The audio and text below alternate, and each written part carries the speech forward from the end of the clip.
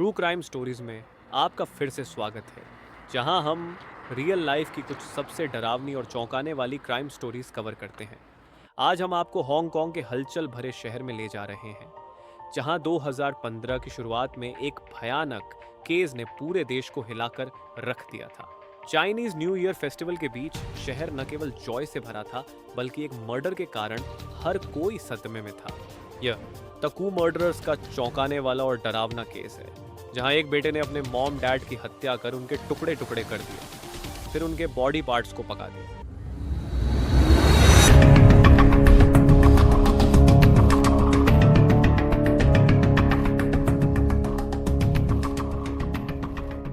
Hong Kong के vibrant city में glory चॉय और मुनु वेई नाम के कपल रहते थे।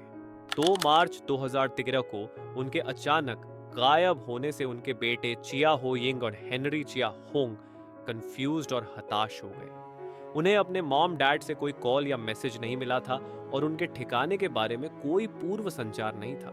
हेनरी ने अपने भाई को यह कहते हुए रीअश्योर्ड किया कि उसने अपने माता पिता को मेनलैंड चाइना की ट्रिप के बारे में डिस्कस करते हुए सुना था, लेकिन यिंग को शक था। 7 मार्च तक चिया हो यिंग के आग्रह पर भाई अपने मॉम डैड के लापता होने की रिपोर्ट करने के लिए वेस्टर्न पुलिस स्टेशन गए। उन्होंने पुलिस को बताया कि मार्च की शुरुआत से ही उनकी अपने मॉम डैड के साथ बात नहीं हुई है। इमिग्रेशन रिकॉर्ड से कंफर्म्ड हुआ कि मुनु और ग्लोरी चोई ने लापता होने के बाद से देश नहीं छोड़ा है। हताश होकर भाइयों ने एक सोशल मीडिया अभियान चलाया, यहां तक कि मदद के लिए एप्पल डेली तक भी पहुंचे। 14 मार्च 2013 को सिचुएशन तब और खराब हो गई जब डिटेक्टिव्स ने भाइयों को अधिक पूछताछ के लिए बुलाया। पूछताछ के दौरान हेनरी ने अपना फोन अपने पास रखा और उसे ऐसे मैसेजेस मिले जिनसे एक चौंकाने वाला खुलासा हुआ। व्हाट्सएप गेमिंग ग्रुप चैट में उसने अपने दोस्तों के सामने कबूल किया कि उसने अपने मॉम डैड की हत्या कर दी।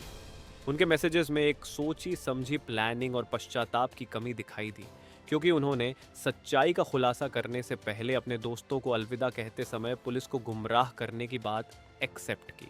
ग्रुप के एक मेंबर ने सिचुएशन की अर्जेंसी और सीरियसनेस को पहचाना और पुलिस को हेनरी के मैसेजेस की सूचना दी।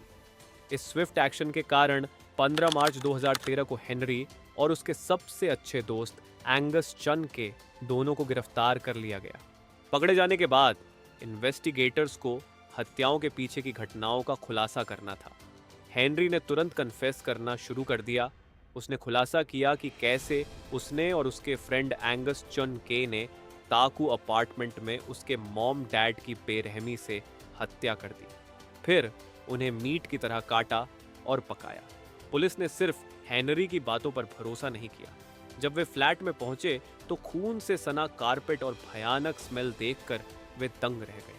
उन्हें रोंगटे खड़े कर देने वाले सबूत मिले। एक चॉपिंग बोर्ड, बॉडी बैग, सैकड़ों स्टायरोफोम बॉक्सेस और एक बाल्टी जिसमें आरी और चाकू थे। पुलिस को मानव अंगों और अन्य भयानक अवशेषों से भरे 3 गार्बेज बैग मिले। रसोई के बगल में एक तंग स्टोरेज एरिया में उन्हें 2 रेफ्रिजरेटर मिले जिनके ऊपर माइक्रोवेव थे। अंदर चावल पर बारबेक्यू सॉस में माइक्रोवेव किए गए इंसानों के मीट से भरे लंच बॉक्स रखे हुए थे। मुकदमा 4 अगस्त 2014 को शुरू हुआ, लेकिन मामले के ग्राफिक डिटेल्स ने जूरी को परेशान कर दिया, जिससे मनोवैज्ञानिक परेशानी हुई और 9 सदस्यों की एक नई जूरी की आवश्यकता पड़ी। फरवरी 2015 में मुकदमा फिर से शुरू हुआ, जिसमें मीडिया का बहुत सारा ध्यान हेनरी पर केंद्रित था। उसके वकीलों ने साइकियाट्रिक इवैल्यूएशन की ओर इशारा करते हुए तर्क दिया कि उसे कम जिम्मेदार ठहराया जाना चाहिए। मनोचिकित्सक डॉक्टर चुंग ने कहा कि Henry bipolar disorder, obsessive compulsive disorder और वेरियस पर्सनालिटी डिसऑर्डर से पीड़ित हो सकता है। हेनरी के मकसद के बारे में एक विशेष रूप से चौंकाने वाली बात सामने आई। वह एक इम्पेंडिंग सर्वनाश में विश्वास करता था और उसे लगता था कि 30 साल का होने से पहले हत्या करके ही इससे बचा जा सकता है। 20 मार्च 2015 को हेनरी चिया हुंग को दोहरे हत्याकांड का दोषी पाया गया और आजीवन कारावास की सजा सुनाई गई। जज माइकल सेंट मूर ने हेनरी को एक बेहद खतरनाक आदमी और एक सुपर्ब मैनिपुलेशन करने वाला व्यक्ति बताया, जो खुद को छोड़कर बाकी सभी को दोषी मानता था। एंगस चंद के को हत्याओं का दोषी नहीं पाया गया, लेकिन मृतकों को कानूनी रूप से दफनाने में बाधा डालने के लिए उसे 1 साल की सजा मिली। हेनरी पैसे और बेस्ट एजुकेशन के साथ बड़ा हुआ। अगर उसने खुद को आगे बढ़ाने की कोशिश की होती तो उसके पास एक अच्छा आईक्यू और एक ब्राइट फ्यूचर था। हालांकि जब वह फेल हो गया तो उसने अपने मॉम डैड को दोषी ठहराया और उनके प्रति गुस्सा हो गया। ये केस इस बात का एक एक्सट्रीम एग्जाम्पल है कि चीजें कैसे दुखद रूप से गलत हो सकती हैं। जबकि पेरेंटिंग सर्कल्स में टफ लव पर अक्सर डिबेट्स होती है, ये क्लियर है कि किसी भी स्पेसिफिक पेरेंटिंग स्टाइल को हत्या जैसी हेनस घटना के लिए सीधे तौर पर दोषी नहीं ठहराया जा सकता है। May Glory Choi and Myunu Wei rest in peace.